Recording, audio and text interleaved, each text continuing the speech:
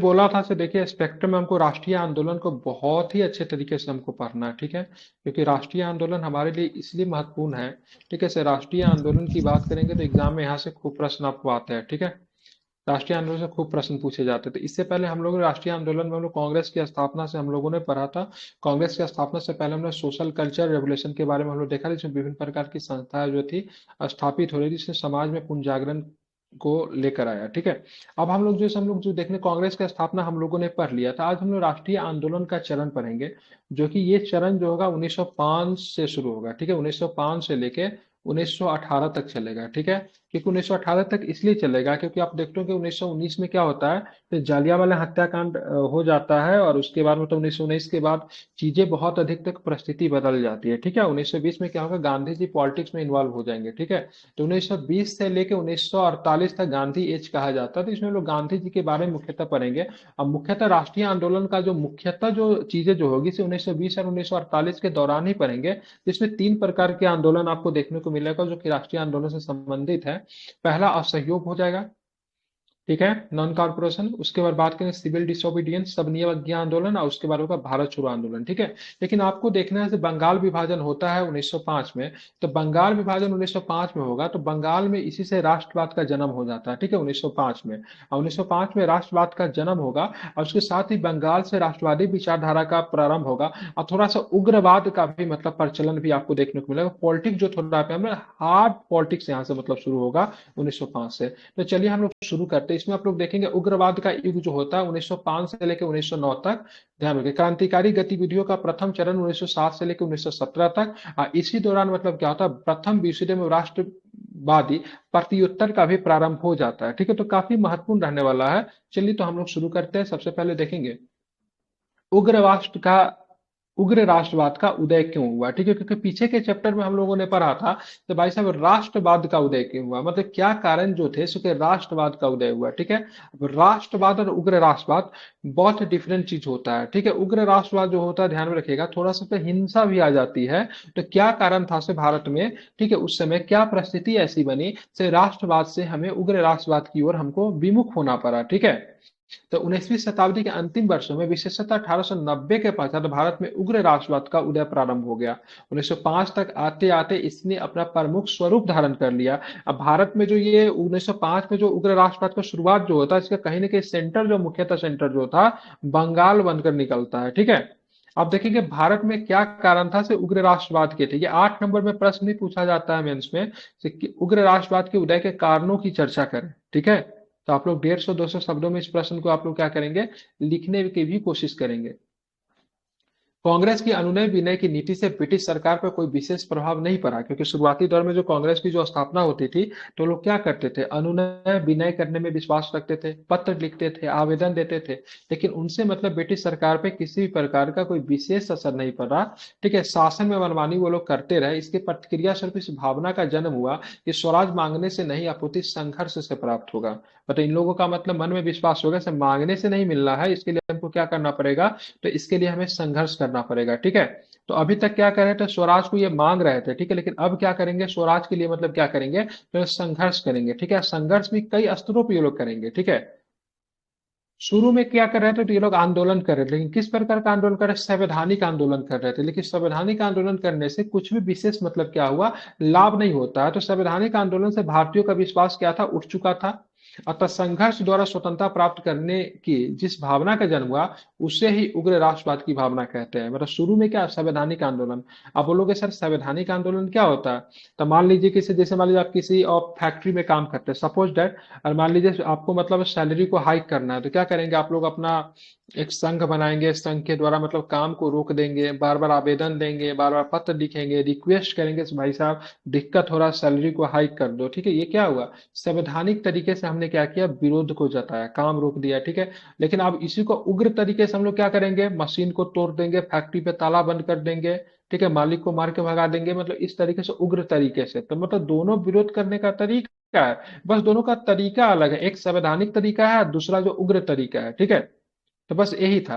भारतीय राष्ट्रीय कांग्रेस का एक दल इसी भावना का कट्टर समर्थक था। दोनों का जो विचार जो था, इसी भाव मतलब दोनों, जैसे उग्र राष्ट्रवाद का विचारधारा, दूसरा संवैधानिक आंदोलन का विचारधारा, दोनों को दोनों कांग्रेस में थे, ठीक है।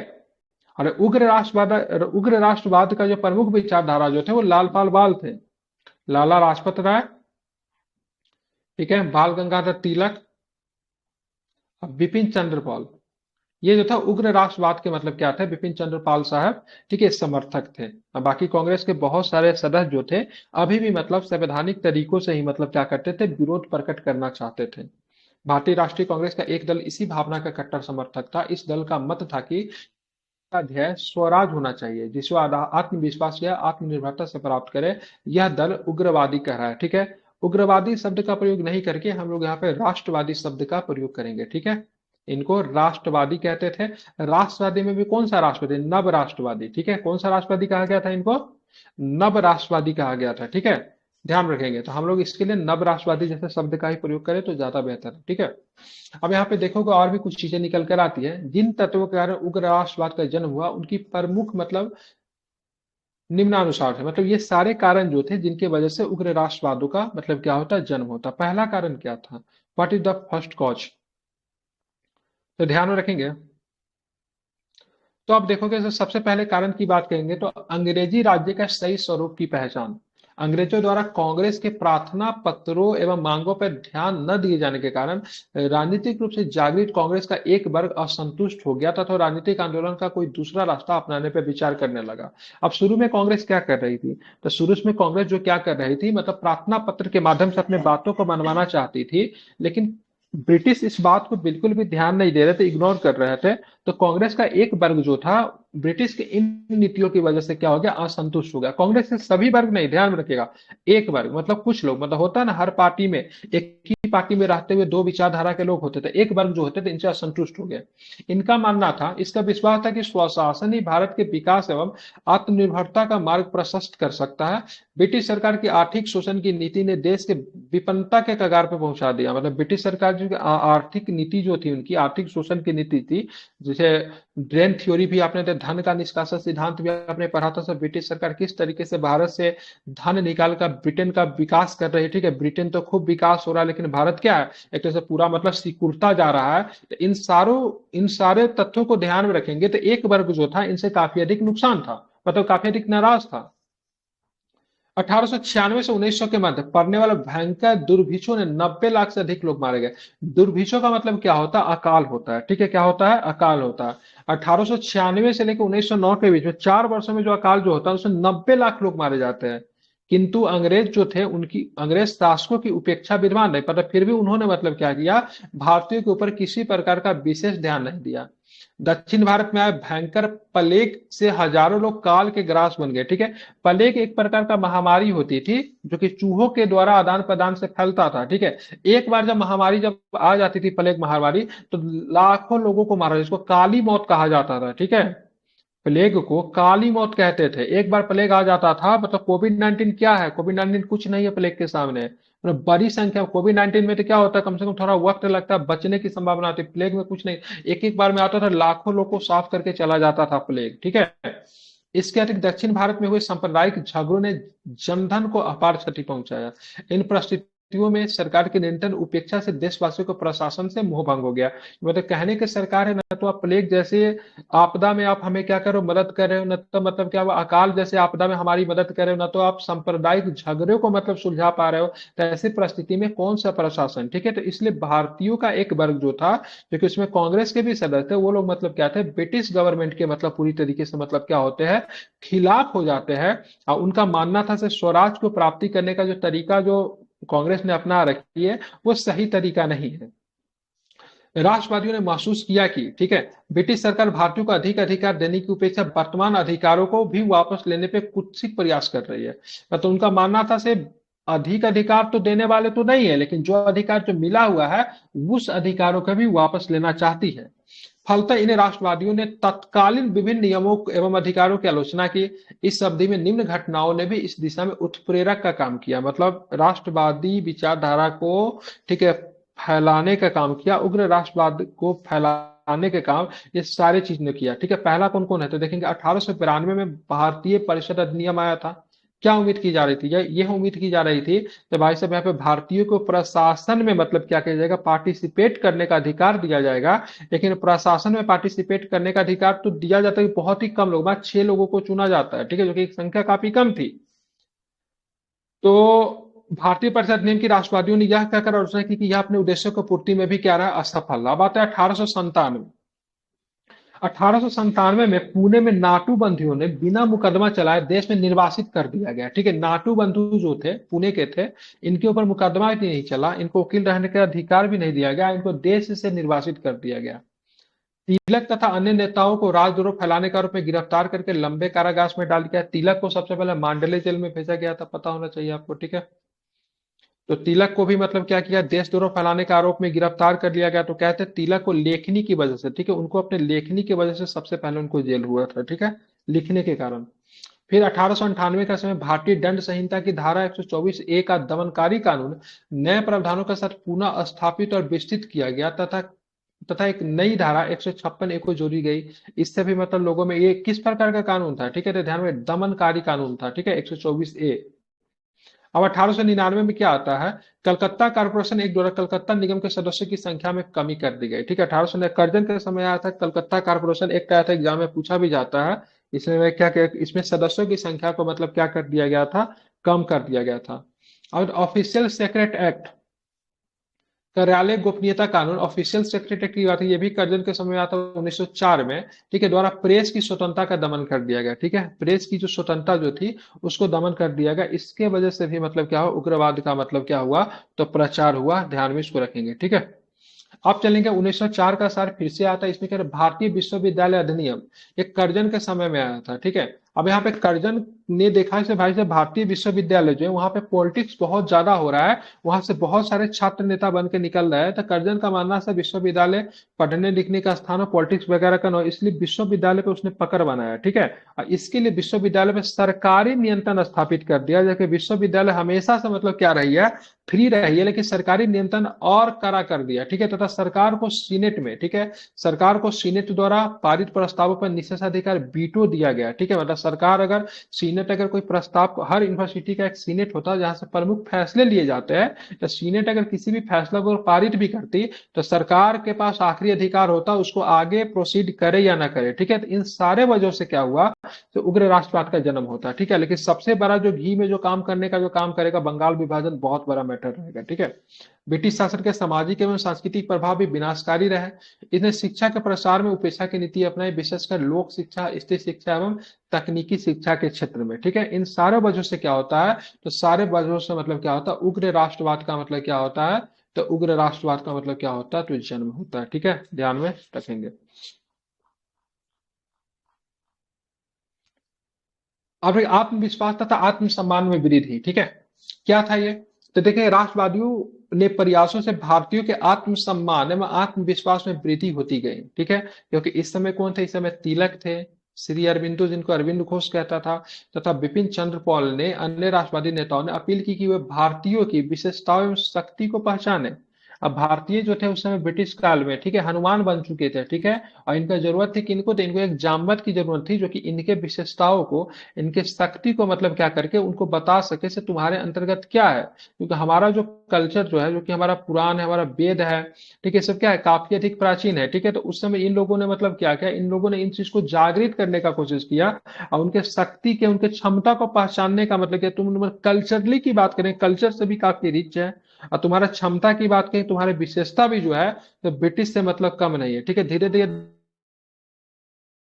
धारणा बलवती हो गई कि जन साधारण के सहयोग के बिना स्वतंत्रता प्राप्ति के लक्ष्यों तक नहीं पहुंचा जा सकता है, ठीक है। मतलब अगर स्वतंत्रता को, साधारण के भी मतलब क्या होनी चाहिए, बिल्कुल भी सहभागिता होनी चाहिए, बिना जन साधारण के सहभागिता से स्वतंत्रता के लक्ष्यों तक नहीं पहुंचा जा सकता। गांधी भी आए थे तो उन्होंने भी यही कह के गए थे, कहते हैं गांधी आई तो आंधी आई, ठीक है। उन्होंने मतलब जन साधारण का मतलब क्या किया, जोड़ना मतलब शुरू किया, ठीक है। अब क्या होता है, शिक्षा का विकास हुआ, जब शिक्षा का विकास होगा तो क्या होगा, लोग मतलब न्यूज़पेपर, ठीक है, तरह तरह के पत्रिका मतलब क्या पढ़ेंगे, पढ़ पाएंगे, ठीक है। तो इनसे मतलब क्या होगा, विश्व में क्या चल रहा है, देश में क्या चल रहा है, उनसे मतलब जागृत होंगे, ठीक है। तो उस समय क्या था, 1904-5 के समय आप देखेंगे तो रूसी क्रांति का मतलब था 1905 में, आप देखोगे रूस में मतलब रेवोल्यूशन चल रहा था, ठीक है, विश्व में जगह जगह पे चल रहा था, तो उनसे भी क्या होते हैं, काफी अधिक प्रभावित होते हैं, क्योंकि शिक्षा का विकास इनको पढ़ने लिखने का मतलब माहौल जो था उत्पन्न कर दिया, ठीक है। शिक्षा के व्यापक प्रसार के जहां एक और भारतीय तेजी से शिक्षित होने लगे तथा उनमें जागृति आई। जब तेजी से जब शिक्षित होंगे तो क्या होगा, उनमें जागृति आई। वही दूसरों उनमें बेरोजगारी एवं अर्ध बेरोजगारी की बढ़ी, क्योंकि शिक्षित होने वाले व्यक्तियों की तुलना में सरकार रोजगारों का अवसरों का सृजन नहीं कर सकी थी। अब दूसरी ओर क्या होता है, जो लोग शिक्षा जिन्होंने ग्रहण किया तो उनमें क्या आया, उनमें पढ़े लिखे शिक्षित हो गए तो उनमें जागृति तो आई, लेकिन दिक्कत उनके साथ क्या, उनको अब काम नहीं मिल रहा है, क्योंकि सरकार जो है शिक्षित लोगों के लिए उतने रोजगार के अवसरों का सृजन नहीं कर रही है।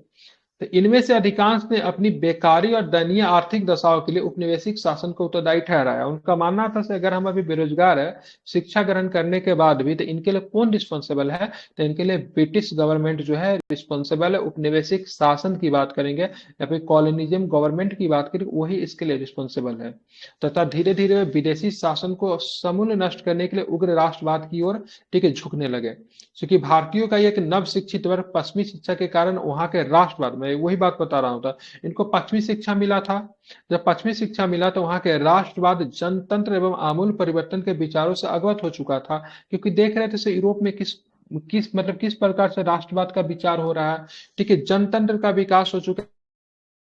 अमेरिका जो है डेमोक्रेटिक है। अब ब्रिटेन जो है भारत में इतना फालतू शासन व्यवस्था बना के रख दे, लेकिन जब ये ब्रिटेन में जाते थे तो वहां पे देखते थे डेमोक्रेसी है, सभी को समान अधिकार है, कोई भी काला गोरा नहीं है, महिला पुरुष सब एक समान है। तो ब्रिटिश अपने यहाँ इतना अच्छा व्यवस्था को बना के रखा है, डेमोक्रेसी दे रखा है। अब भारत में बिल्कुल भी अलग तरीके से चलता है। इन्होंने रूस में पढ़ा, रूस में लेनिन का विकास इस समय आ चुका था, ठीक है। बहुत सारे लोग जो थे, जो कि राष्ट्र मतलब अंतर्राष्ट्रीय स्तर पे अपने विचारों को, फिलोसफर थे, उन सबको पढ़ने का मौका जो था एक शिक्षित वर्ग को मिला। और उनके विचारों से जब ये अवगत हो गए तो उसने साधारण भारतीयों को भी आमूल परिवर्तन लाने वाली राष्ट्रवादी राजनीति का प्रसार प्रारंभ कर दिया, ठीक है। तो ये पढ़े लिखे, जैसे मान लीजिए अभी किसी भी देश में, मान लीजिए अमेरिका में क्या हो रहा है, तो क्या हो रहा है इसको कौन समझ सकता है, जो पढ़े लिखे वर्ग ही समझेंगे। इसके लिए माध्यम क्या हो सकता है, तभी तो आपका यूट्यूब है, न्यूज़पेपर न्यूज है, बहुत कुछ माध्यम। लेकिन उस समय क्या था, उस समय सिंपल माध्यम जो था न्यूज था, ठीक है, किताबें आती थी, लेकिन उसको कौन पढ़ सकते थे, तो पढ़े लिखे लोग पढ़ सकते थे ना। तो जब इनमें शिक्षा का जब विकास हुआ, जब ये शिक्षित हो गए, तो जब शिक्षित होकर जब इन्होंने वेस्टर्न शिक्षा को ग्रहण किया, पश्चिमी शिक्षा के कारण वहां राष्ट्रवाद, जनता आमूल परिवर्तन को जब इन्होंने समझा, तो उनको भी अपने यहाँ पे लागू करने की कोशिश किया। इनसे भी नव राष्ट्रवाद का विकास होता है, ठीक है। आप देखेंगे अंतर्राष्ट्रीय घटनाओं का भी बहुत अधिक इफेक्ट पड़ता है। देखिए, अंतर्राष्ट्रीय घटनाओं का बहुत ज्यादा फर्क हमेशा से पड़ा है, ठीक है। अगर मान लीजिए रूसी क्रांति की बात करेंगे, फ्रेंच रेवोल्यूशन की बात करेंगे, तो एक ऐसा जो दो तीन चीजें जो है, दो दो रेवोल्यूशन की बात करेंगे, विशेष करके फ्रांसीसी क्रांति या रूसी क्रांति, विश्व में कई जगहों पे मतलब असर डाला है, ठीक है। और बहुत देशों में जो क्रांति की शुरुआत हुई थी, कहीं ना कहीं यही से प्रेरित थी। इस काल में कई अंतर्राष्ट्रीय घटनाओं से उग्र राष्ट्रवाद के उदय में महत्वपूर्ण भूमिका निभाई, ठीक है। 1868 के पश्चात जापान का विशाल औद्योगिक शक्ति के रूप में उभरना एक अत्यंत महत्वपूर्ण घटना थी। जापान एक इतनी से देश था, ठीक है, इतनी सा देश था जापान, अब ठीक है, रूस इतना बड़ा देश है, ठीक है, और जापान उसके सामने मात्र इतना सा होगा, ठीक है। 1905 में, ठीक है, 1905 में जापान जो था रूस पे आक्रमण करता है, रूस को हरा देता है। अब ये घटना जो भारत में जो चल रही थी, ये भी घटना जो उग्र राष्ट्रवाद का विकास 1905 के आसपास ही था। तो मतलब लोगों में ये दिमाग होगा कि भाई साहब देखिए, ठीक है, अगर अपने अंदर चेतना का विकास होगा, ठीक है, आखिर राष्ट्रवाद है, जापानी राष्ट्रवाद का उदय इसी समय में हुआ, तो आप मैटर नहीं करता कौन कितना बड़ा है, कौन कितना शक्तिशाली है, ठीक है, आसानी से उसको पराजित किया जा सकता है। तो जापान का जो घटना जो था, वो बहुत इफेक्ट किया मतलब भारत में उग्र राष्ट्रवाद के विकास के कारण का, ठीक है। तो ध्यान रखें, इससे भारतीय सच्चाई से अवगत होगी कि एशिया के देश बिना किसी बाह्य सहयोग के भी आर्थिक विकास कर सकते हैं, जैसे जापान ने करके दिखाया, ठीक है, रूस को हराया, ठीक है, चीन पे अधिकार कर लिया, ठीक है, उधर इंडो चाइना में तो लगभग सब पे जापान ने अधिकार करके रखा था। इस घटना ने उदारवादियों की इस अवधारणा को, ठीक है, पूर्णतः गलत साबित कर दिया कि भारत आर्थिक विकास के लिए ब्रिटेन का संरक्षण प्राप्त होना चाहिए, ठीक है।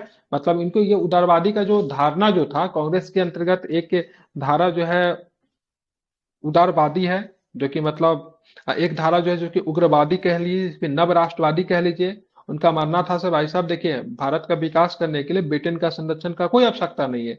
जबकि उदारवादी विचारधारा क्या चाहते थे कांग्रेस के अंदर का, उनका मानना था सिर्फ ब्रिटेन का संरक्षण आवश्यक है। कुछ विचार है, कुछ स्टेटमेंट है, उसको भी देख लेते हैं। यदि संसार में कहीं कोई पाप है तो वो दुर्बलता है। हमें हर प्रकार के कमजोरी या दुर्बलता को दूर करना चाहिए। दुर्बलता पाप है, दुर्बलता मृत्यु के समान है। किसका कथन है ये?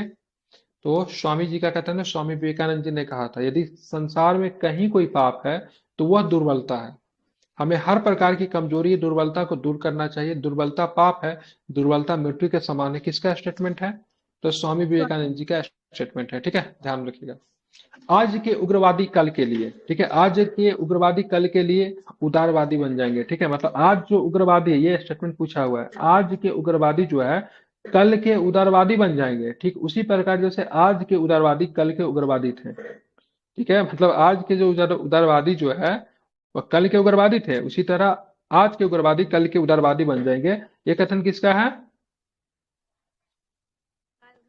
ठीक है, बिल्कुल तिलक है। ठीक है, यदि एक एशियाई ने जो किया वैसे दूसरे भी कर सकते हैं। ठीक है, डैश यदि जापान रूस की पिटाई कर सकता है, मैंने पढ़ा ना, मतलब जापान ने रूस को पीटा था, बहुत ही बेहतरीन ढंग से पीटा था 1905 में। यदि जापान रूस की पिटाई कर सकता है तो भारत भी ब्रिटेन के उसी तरह पीट सकता है। ब्रिटेन को हमें समुद्र में फेंक देना चाहिए और अपनी ताकत के अनुरूप हमें जापान की तरह संसार की प्रमुख महाशक्तियों के साथ कंधे में कंधा मिलाकर चलना चाहिए। एक न्यूज जो था, ये न्यूज कराची क्रॉनिकल में छपा था, 18 जून 1905 को ये न्यूज है। ठीक है, इस न्यूज को आप अभी भी आप ढूंढेंगे तो आपको यूट्यूब गूगल पे आपको मिल जाएगा। ठीक है, क्या कहा गया था? मतलब ब्रिटेन को हमको पीटना चाहिए और उसको समुद्र में उठाकर फेंक देना चाहिए। ठीक है, अगर जापान जो है रूस की अगर पिटाई कर सकता है तो भारत भी ब्रिटेन को उसी तरह पीट सकता है। ठीक है, ब्रिटेन को हमें उठाकर समुद्र में फेंक देना चाहिए। यह कराची क्रॉनिकल का न्यूज है। ठीक है, कब का है तो ध्यान रखिएगा, कब का न्यूज है? ठीक है, 1905 में कराची क्रॉनिकल में ये न्यूज जो थी आपकी छपी थी। ठीक है, ध्यान, कब छपी थी?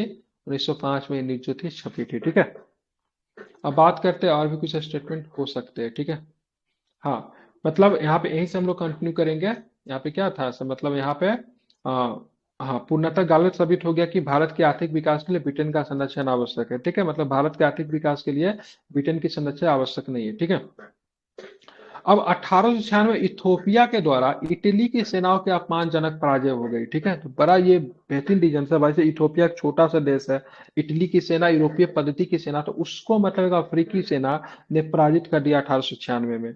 ब्रिटिश सेनाओं को गंभीर क्षति पहुंचाने वाला बुआर युद्ध 1899 1902 में चला था एवं 1905 ध्यान रखेंगे, 1899 में बुआर युद्ध चला। बता सकते हैं बुआर युद्ध कहाँ पे चला था, किस देश में चला था बुआर युद्ध?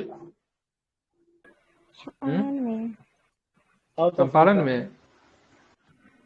ठीक है, साउथ अफ्रीका। ठीक है, बोअर वहां की एक जनजाति थी। ठीक है, तो बोअर युद्ध में क्या हुआ था, तो ध्यान में रखिएगा, जापान को, सॉरी, ब्रिटिश मतलब बोअर युद्ध में क्या थे, पराजित होते हैं। ठीक है, 1800 बाद में, हालांकि बोअर युद्ध कई हुआ, दूसरा बोअर युद्ध में जीत जाता है ब्रिटिश, लेकिन 1899 1902 वाला बोअर युद्ध में पराजित होता है। ठीक है, 1905 में मतलब क्या होता है, रूस के द्वारा, सॉरी, जापान के द्वारा रूस की पराजय जैसी घटनाओं ने यूरोपीय अजेता के मिथक को तोड़ दिया। मतलब यूरोपियन क्या अजय है, मतलब किसी से भी पराजित नहीं होंगे। ये जो मिथक जो था उसको मतलब इन्होंने मतलब क्या किया, तोड़ दिया से भाई साहब यूरोपियों को भी पराजित किया जा सके। इटली पराजित हो गया, रूस पराजित हो गया, ब्रिटेन पराजित हो गया, तो मतलब ब्रिटेन बोले, हाँ, ब्रिटेन पराजित हो गया बुआर युद्ध में साउथ अफ्रीका में, तो फिर मतलब भारत में क्यों नहीं पराजित होते हैं? इसी प्रकार आयरलैंड, रूस, मिस्र, पर्सिया में चीन के क्रांतिकारी आंदोलन ने भी राष्ट्रवादियों को विश्वास दिलाया कि वे राष्ट्रव्यापी उग्र आंदोलन द्वारा एकजुट होकर विदेशी दस्ता से मुक्ति पा सकते थे। रूस में ऑलरेडी चल रहा था, लेनिन नेतृत्व कर रहा था, मिस्र में भी चल रहा था, पर्सिया ईरान में भी चल रहा था, चीन में भी डॉक्टर सन्यात सेन के नेतृत्व में चल गया था 1911 के दौरान, चीनी क्रांति के नेता डॉक्टर सन्यात सेन। ठीक है, तो ये सारी चीजें चल रही थी, तो मतलब उनको भी इस बात का ख्याल हो गया से भाई साहब, अगर एकजुट होकर अगर राष्ट्रव्यापी उग्र आंदोलन अगर चलाया जाए तो इनसे मतलब क्या मिलेगा, लाभ मिलेगा, क्योंकि सभी जगह पे उग्र आंदोलन चल रहा था। ठीक है, सन्यात सेन भी उग्र आंदोलन ही चला रहे थे, लेनिन भी उग्र आंदोलन चला रहे थे, पर्सिया में बात करेंगे, विश्व में बात, सब जगह उग्र आंदोलन ही चल रहा था, तो कहीं ना कहीं से प्रभावित हुए। ठीक है, गांधी जी आते थे, हालांकि पर फंक्शन को चेंज कर देते हैं, वह दूसरी बात है। अब देखिए, बढ़ती हुई पश्चिमीकरण के विरुद्ध प्रतिक्रिया, ये क्या था, तो नवीन राष्ट्रवादी नेताओं ने बढ़ते हुए पश्चिमीकरण पर गहरी चिंता व्यक्त की। ठीक है, वेस्टर्नाइजेशन जो हो रहा था इंडियन कल्चर का, तो उनपे उनका गहरी चिंता मतलब उन्होंने मतलब क्या क्या व्यक्त किया, क्योंकि भारतीय राजनीतिक चिंतन एवं समाज में पश्चिमी प्रभाव उत्तरोत्तर बढ़ता जा रहा था। ठीक है, भारत का सांस्कृतिक पहलू भी इससे अछूता नहीं रहा, भारत का कल्चर भी इससे प्रभावित हो रहा था। इसने भारतीय संस्कृति के पाश्चात्य संस्कृति में विलीन होने का खतरा पैदा हो गया। तो कहीं ना कहीं जो इंडियन कल्चर जो है सो पूरी तरीके से, ठीक है, वेस्टर्न कल्चर में मतलब क्या हो जाए, मिल न जाए, इससे भी लोग जो थे काफी अधिक डरे हुए थे। ऐसे समय में स्वामी विवेकानंद, बंकिम चंद्र चटर्जी एवं स्वामी दयानंद सरस्वती जैसे विद्वान ने भारतीय तथा वैदिक संस्कृति के प्रति लोगों को नया विश्वास पैदा किया तथा भारत की प्राचीन समृद्ध विरासत का गुणगान करके पश्चिमी संस्कृतियों की पोल खोल दी। ठीक है, अब यहाँ पे विवेकानंद जी ने कहा, क्या नाम है इनका, सॉरी, स्वामी दयानंद सरस्वती ने कहा बैक टू वेदास, ठीक है, मतलब वेदों की ओर लौटो। पश्चिमी कल्चर जो है, वेस्टर्न कल्चर जो है, उसके तरफ अपना अट्रैक्शन मत रखो। ठीक है, वेद की ओर लौटो। वेद क्या समृद्ध है, हमारा कल्चर काफी अधिक समृद्ध है। स्वामी विवेकानंद जी ने भी इसी तरह की बात की। बंकिम चंद्र चटर्जी ने भी, उन्होंने आनंद मठ वगैरह में मतलब इंडियन कल्चर को इन लोगों ने उभारने का कोशिश किया। तो तुम्हारा कल्चर इतना समृद्ध है, ठीक है, सर, तुमको अपने कल्चर पे मतलब वेस्टर्न कल्चर, ब्रिटिश नहीं, वेस्टर्न कल्चर को, पश्चिमी जो संस्कृति जो है उसको अपने ऊपर हावी मत होने दो। इन्होंने भारत की प्राचीन सांस्कृतिक समृद्धि का बखान करके पाश्चात्य सर्वश्रेष्ठता को, भ्रम को तोड़ दिया। ठीक है, भारत को जो सांस्कृतिक समृद्धि जो था उनका मतलब क्या किया, व्याख्यान किया, उनका मतलब बेहतरीन चर्चा किया। और जो वेस्टर्न पाश्चात्य संस्कृति जो सर्वश्रेष्ठ है, मतलब जो वेस्टर्न कल्चर जो सर्वश्रेष्ठ है, उसका जो भ्रम जो था उसको मतलब तोड़ कर दिया। ठीक है, इसके प्रयासों से भारतीयों में यह हीन भावना दूर हो गई कि वे पश्चिम से पिछड़े हुए हैं। ठीक है, और जब आपके मन से जब हीन भावना जब दूर हो जाए तो एक अंदर से एक क्या होता है, मनोबल आपका उसी तरीके से बढ़ता है जिससे जिसके वजह से भी राष्ट्रवाद का जन्म होता है। ठीक है, तो इनके अंतर्गत एक हीन भावना जो थी, से हम जो है से पश्चिम से जो पिछड़े हुए हैं, वो भावना जो होती है दूर हो जाती है, जिनसे वजह से इनका मनोबल बढ़ता है। और स्वामी दयानंद सरस्वती जी ने तो कहीं दिया से भारत जो है भारतीयों के लिए है। ठीक है, ब्रिटिश के लिए नहीं है। ठीक है, भारत जो है भारतीयों के लिए है। इस वजह से भी मतलब क्या होता है, से राष्ट्रवाद का विकास होता है। ठीक है, उग्र राष्ट्रवाद का विकास होता है। अब उग्रवाद की उपलब्धियों से असंतोष, उदारवादियों की उपलब्धियों से असंतोष, तरुण राष्ट्रवादी कांग्रेस, तरुण मतलब नव, ठीक है, तरुण का मतलब क्या होता है, नव होता है। ठीक है, नव राष्ट्रवादी कांग्रेस के पहले 15-20 वर्षों के उपलब्धियों से संतुष्ट न थे और कांग्रेस की क्षमा याचना एवं शांतिपूर्ण प्रतिवाद की नीति के तीव्र आलोचक थे। ठीक है, इनका मानना था सर कांग्रेस की जो नीति जो है, ठीक है, ध्यान रखें कि इनकी नीति जो है क्षमा करने की नीति है, याचना करने की नीति है, अभी शांतिपूर्ण प्रतिवाद की नीति जो है, इनके जो तीव्र आलोचक थे, उनका मानना था कि अंग्रेजी साम्राज्यवाद को इस तरह की नीतियों से कभी भी समाप्त नहीं किया जा सकता। क्षमा मांगकर, ठीक है, याचना करके, शांतिपूर्ण प्रतिवाद के द्वारा अंग्रेजी साम्राज्य को कभी भी समाप्त नहीं किया जा सकता। उदारवादियों की, ठीक है, इस नीति को उन्होंने राजनीतिक भिक्षावृत्ति की संज्ञा दी। मतलब क्या करो, राजनीतिक भिक्षा मांग रहे हो, भीख मांग रहे हो। ठीक है, इसीलिए किसी ने बोल दिया कि भाई जो कांग्रेस जो है भीख मांगने वाली संस्था है। ठीक है, कांग्रेस को भीख मांगने वाली संस्था तक भी कह दी थी, इसको राजनीतिक भिक्षावृत्ति की संज्ञा दी। वो स्वतंत्रता प्राप्ति है तो उग्र आंदोलन चलाए जाने के पक्षधर थे। उनका मानना था से उग्र आंदोलन चला के ही मतलब क्या किया जाएगा, स्वतंत्रता प्राप्त किया जाता। अब इसी के बीच आ जाता है लॉर्ड कर्जन। लॉर्ड कर्जन जो था, जितने भी वायसराय बने थे सब में अधिक प्रतिक्रियावादी और साम्राज्यवादी था। ठीक है, इस व्यक्ति, यह व्यक्ति इतना महत्वाकांक्षी था, ये अपने स्टूडेंट लाइफ से ही भारत का वायसराय बनना चाहता था और आखिर बन गया। और इसका एक ही उद्देश्य था, ब्रिटिश साम्राज्य को जितना से जितना बढ़ाया जा सके।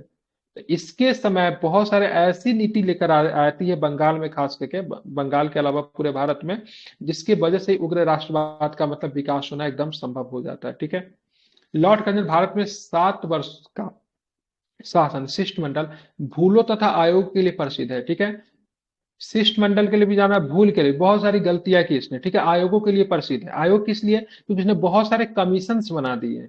ठीक है, बहुत सारे कमीशन से बनाए। ठीक है, तो इसलिए भी, तो अगर पूछा जाए किसका शासनकाल शिष्टमंडल, भूलों तथा आयोगों के लिए प्रसिद्ध है, तो व्यक्ति कौन है, लॉर्ड कर्जन।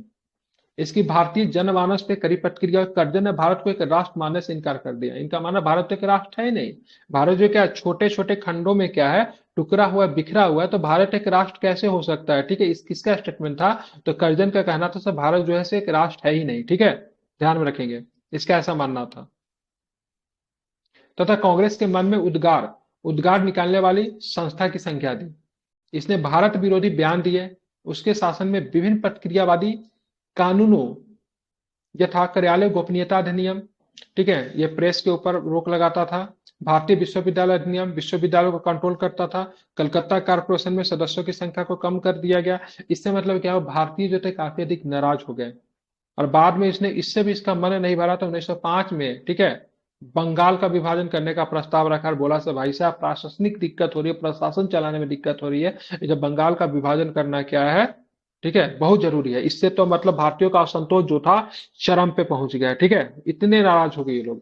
1905 में बंगाल विभाजन तथा कटु भाषा के प्रयोग से भारतीयों का असंतोष चरम सीमा पे पहुंच गया। बंगाल विभाजन के विरोध में पूरे देश में तीव्र आंदोलन हुए तथा विदेशी वस्तुओं का बहिष्कार किया गया। कर्जन इन कार्यों के लिए ब्रिटिश शासकीय प्रतिक्रियावादी मंशा स्पष्ट उजागर हो गए। सिर्फ ब्रिटिश शासन चाहती क्या है, ब्रिटिश सरकार चाहती क्या है, उनकी मंशा क्या है। ठीक है, तो बंगाल विभाजन जो था इन सारे घटनाओं में आग में घी डालने का जो था वो काम किया। जुझारू राष्ट्रवादी विचारधारा का अस्तित्व, ठीक है, ये क्या था। तो देखें हम के 20वीं शताब्दी के प्रारंभ में जुझारू या उग्र राष्ट्रवाद वाले राष्ट्रवादियों का एक ऐसा वर्ग तैयार हुआ जिनमें राजनीतिक कार्यों एवं आंदोलनों में किए गए उग्र तरीके अपनाने पर जोर दिया गया। ठीक है, ध्यान रखेंगे इसमें कौन कौन नेता थे, सब सब जगह से होते हैं, महाराष्ट्र से थे, कुछ बंगाल से थे, कुछ पंजाब थे, विभिन्न जगहों से मतलब नेता निकल कर आएंगे। ठीक है, तो इनका क्या मानना था, इनका मानना था से भाई साहब राजनीतिक कार्य व आंदोलन के लिए उग्र तरीके अपनाने पर मतलब जोर दिया जाए। इन जुझारू राष्ट्रवादियों में बंगाल में राजनारायण बोस, अश्वनी कुमार दत्त, जिन्होंने मतलब अश्वनी कुमार दत्त का ही विचार था स्वदेशी कपड़ा का बहिष्कार करने का, स्वदेशी सॉरी स्वदेशी नहीं विदेशी वस्तुओं का बहिष्कार नहीं करने का विचार किसका था, अश्वनी कुमार दत्त का था। श्री अरविंदो, जिनको अरविंद घोष कहते हैं, तथा बिपिन चंद्र पॉल, महाराष्ट्र के विष्णु शास्त्री चिपलुनकर, ठीक है, बाल गंगाधर तिलक महाराष्ट्र से आते थे, पंजाब से लाला राज राजपत, ये सब प्रमुख थे। तो मुख्यतः सेंटर कौन था, तीनों जगह सेंटर था, महाराष्ट्र भी था, बंगाल भी था, पंजाब भी था। ठीक है, तीनों जगह से मतलब राष्ट्रवादियों का मतलब राष्ट्रवादी नेता जो थे उग्र राष्ट्रवाद का प्रभाव देखने को आपको मिलता है। ठीक है, इन उग्र विचारधारा के उत्थान में सबसे अधिक सहयोग जो था तिलक ने किया। ठीक है, उन्होंने अंग्रेजी भाषा में मराठा और मराठी में केसरी के माध्यम से भारतीय में जुझारू राष्ट्रवाद की शिक्षा दी। यह भी पूछा जाता है मराठा किसने और केसरी किसके द्वारा लिखा गया था, संपादन किसने किया, तो किसने किया, तिलक ने। ठीक है, जो कि मराठा किस भाषा में था, मराठा मराठा अंग्रेजी में था। ठीक है, मराठा को मराठी मत कर दीजिएगा। ठीक है, और केसरी किसमें था, तो केसरी जो था आपकी मराठी में थी। ठीक है, और स्पष्ट रूप से कहा कि आजादी बलिदान मांगती है। ठीक है, किसका स्टेटमेंट है, आजादी जो है बलिदान मांगती है। इस विचारधारा के समर्थकों का प्रमुख सिद्धांत इस प्रकार थे। ठीक है, और इस विचारधारा का जो तिलक के जो विचारधारा जो था जिसमें इन्होंने कहा कि भाई साहब आजादी जो है बलिदान मांगती है, घर बैठे आजादी नहीं मिलेगी। ठीक है, और इसके जो विचारधारा के जो सिद्धांत जो था उनका सिद्धांत क्या क्या था वो देखेंगे। विदेशी शासन से घृणा करो, इससे किसी प्रकार की उम्मीद करना व्यर्थ है, अपने अपने उद्धार के लिए भारतीयों को स्वयं प्रयत्न करना चाहिए, इनका पहला मान था। स्वतंत्रता आंदोलन का मुख्य लक्ष्य क्या होना चाहिए, स्वराज होना चाहिए। ठीक है, राजनीतिक क्रियाकलापों में भारतीयों की प्रत्यक्ष भागीदारी होनी चाहिए। निडरता, आत्मत्याग एवं आत्मविश्वास की भावना प्रत्येक भारतीयों में अवश्य होना चाहिए। ठीक है, सब जो था इनका मतलब क्या था, इनका मतलब क्या था, विशेषताएं थी। ठीक है, सिद्धांत था। स्वतंत्रता पाने पर हिंद दशा को दूर रहने करने के लिए भारतीयों को संघर्ष करना चाहिए। ठीक है, ये सबके सब जो थे तिलक इन फैक्टों में विश्वास करते थे। तो ये जो नया जो विचारधारा जो निकल कर आया, राष्ट्रवाद की जो शिक्षा जो थी तिलक के द्वारा मुख्यतः दी गई, या फिर और भी बहुत सारे नेता जो थे उस समय के, उनका कहना था भाई साहब से देखो आजादी जो है सो बलिदान मांगती है। इस विचारधारा के जो समर्थक जो थे उनका विचार क्या क्या था, विदेशी शासन से घृणा करना है, इनसे किसी भी प्रकार का उम्मीद करना व्यर्थ है। क्योंकि यह मतलब अगर अपना विकास करना है, अपना उद्धार करना है, तो इसके लिए भारतीयों को स्वयं ही मतलब क्या करना चाहिए, प्रयत्न होना चाहिए। इनका लक्ष्य क्या था, स्वराज था। ठीक है, और इन्हें तिलक साहब ने भी कहा था स्वराज हमारा जन्मसिद्ध अधिकार है, मैं इसे ले ही के रहूंगा। ठीक है, Swaraj is our birthright. ठीक है, किसने कहा था, तिलक ने कहा था। अब देखेंगे क्या था, एवं प्रशिक्षित नेतृत्व का उद्भव। ठीक है, प्रशिक्षित ट्रेंड, राजनीतिक कार्यकर्ताओं ने प्रशिक्षित समूह के अभाव में राजनीतिक आंदोलन को उच्चता एवं पराकाष्ठा पर ले जाना असंभव है। ठीक है, सौभाग्यवश भारत में लंबे में व्यवस्थित राजनीतिक आंदोलन के फलस्वरूप देश में प्रशिक्षित नेतृत्व का अभ्युदय हो चुका था। मतलब जो अभ्युदय प्रशिक्षित, अब देखें 1857 के क्रांति का फ्लॉप होने का क्या रीजन था, कोई भी प्रशिक्षित अभ्युदय वर्ग नहीं था। कोई लीडर नहीं था, लेकिन अब हो चुका था। ठीक है। इस परिस्थिति नेतृत्व के स्वतंत्रता संघर्ष को नई दिशा दी एवं भारतीयों की ऊर्जा एवं शक्ति को स्वतंत्रता प्राप्ति के अभियान से जोड़ दिया। बंगाल विभाजन के विरुद्ध एवं स्वदेशी आंदोलन जैसे अभियानों के फलस्वरूप भारतीयों को अपनी सामर्थ्य का आभास हो चुका था। ठीक है। स्वदेशी आंदोलन और बंगाल विभाजन, ठीक है, योग्य नेतृत्व ने स्वराज प्राप्ति के दिशा में महत्वपूर्ण कार्य भी किया, क्योंकि आपको योग्य नेतृत्व जो था अब जो था मिल चुका था। ठीक है। ध्यान में रखेंगे। ये सारे के सारे रीजन जो थे उग्र राष्ट्रवाद के विकास के लिए इंपोर्टेंट है। ठीक है। कल के क्लास में हम लोग देखेंगे स्वदेशी एवं बहिष्कार आंदोलन। स्वदेशी आंदोलन की शुरुआत क्यों की गई, स्वदेशी आंदोलन की शुरुआत की गई तो उसमें मतलब विदेशी वस्तुओं का बहिष्कार क्यों किया गया। ठीक है। लोगों ने विभाजित करते बंगाल, लोगों को विभाजित करने होती बंगाल का विभाजन किस प्रकार से उग्र राष्ट्रवाद को विचारधारा को जन्म दिया, ब्रिटिश की क्या मंशा थी बंगाल विभाजन के पीछे, इन सारे चीजों को हम लोग कल के क्लास में पढ़ेंगे। ठीक है। आज हम यहीं तक रखेंगे, कोई लाइट कटी हुई है। ठीक है। और काफी गर्मी लग रही है, इसलिए आगे क्लास लेना पॉसिबल नहीं होगा। तो कल देखते हैं हम लोग, कल कल से मतलब शुरू करेंगे। वैसे क्लास आपकी आज से ही शुरुआत हुई है ना, इससे पहले तो 2 दिन आपका सेट ही चल रहा था। ठीक है। तो कल के क्लास में हम लोग आगे की चीजों को देखेंगे।